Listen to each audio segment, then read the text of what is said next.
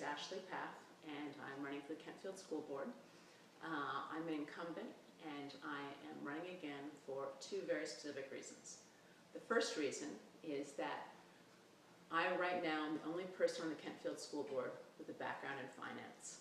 I came onto the school board during a time of great financial difficulty for the school district because of cuts to school district budgets around the state of California that have been occurring over the past 4 to 5 years. And my expertise in finance was very helpful to the board during that time. And going forward, the Kentfield School District, like many other districts around, is about to transition to the local control funding formula that was enacted July 1st by the state of California, which completely changes the way school districts in California are funded.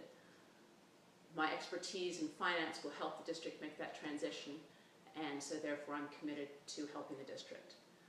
The second reason I'm committed to staying on the board is because back on July 1st, new superintendent Liz Schott started as the superintendent of the Kentfield School District. And our governance team historically has been known as being a very high-functioning governance team, and our board is committed to helping Liz make that transition and continue to be a high-functioning team. And I feel like if current school board members who are incumbents and have been part of that team are around to help Liz with that transition, it will really help our districts. The top 3 issues. I would say from my perspective, the biggest issue confronting the school district right now is actually going to be how we implement the local control funding formula and how we manage our finances going forward.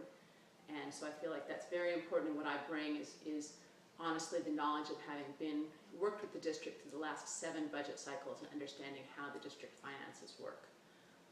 Another key issue for the district right now is our climbing enrollment and lack of available classroom space. And the district has been focused on this issue for the past 3 years as our enrollment has continued to climb.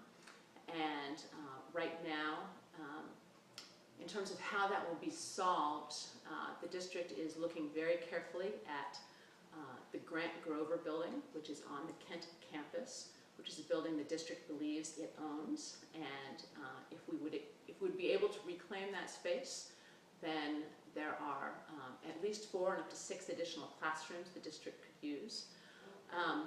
Beyond that, we've looked at the Bayside campus and Kent campus and have recognized that there's probably more available space in the Kent campus, and we would probably, for more classroom space, have to look to building on the Kent campus, and then it would be a community process to decide how the schools would be configured. Would we go to 2 K campuses? Would we look at moving grade levels from Bayside to Kent? Would we look at flip-flopping the campuses and bringing the K through 5 students to Kent and having the older students at Bayside? There are lots of ways that we could do this, but that will involve more than just the board. That'll be community involvement.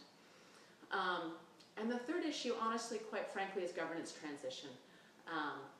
I feel very strongly that our high-functioning board needs to continue, and because we have a new superintendent, I feel very strongly that we need to continue that trend and keep working with our board members in a positive way, and I look forward to being able to do that. Okay, so honestly,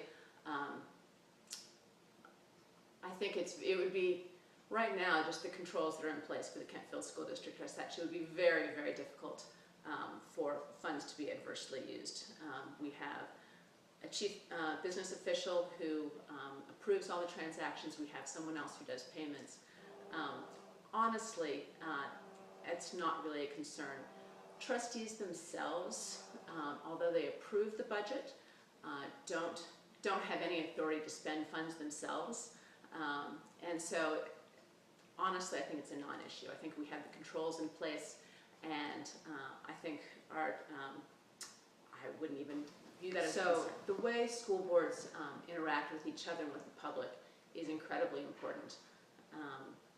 Our school board actually, as it is, has a set of norms that we read at the beginning of each meeting that address how we'll treat each other, how we will treat members of the public, how we expect members of the public to treat us during meetings. And it talks about using respect and looking at what's important to each and every student in the Kentfield School District. Areas of focus that are broad and keep us focused on what we need to be focused on, and keep our conversation positive. We assume goodwill in everything we do when we talk to each other and when we talk to members of the general public. And I think if we don't do that, then we risk losing credibility. If we can't treat each other with respect and treat members of the community with respect, then I don't think we're credible in our leadership. Gosh, honestly, I can understand how that's true and how people could use it to impact people negatively. Honestly, I think, again, having served for the past 4.5 years as a trustee, I think, in fact, one of the norms I just referred to is assume goodwill, and I think we do that in everything we do. Our goal as a board in working with the broader community is to be positive and to work towards the best interest of all the students in our district. And so, honestly, I think if you came to our board meetings, you would see it being done well, and I would plan to continue that. Think of the Ed Code as just the set of laws that governs everything about how schools operate, much the same way the Motor Vehicle Code governs how you drive on the highway and how your car gets smog checked. So, obviously the Ed Code controls everything we do, and we pay attention to it. We know what's happening. We would never knowingly disobey anything that's in the Ed Code, and it's something that we pay attention to. We check it if we have questions.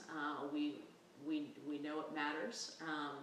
We know that following the laws matter, and it's in our best interest to do so. Well, the position trustee, by definition, is that I've been entrusted with a responsibility. It's a public responsibility to serve and to guard a public asset.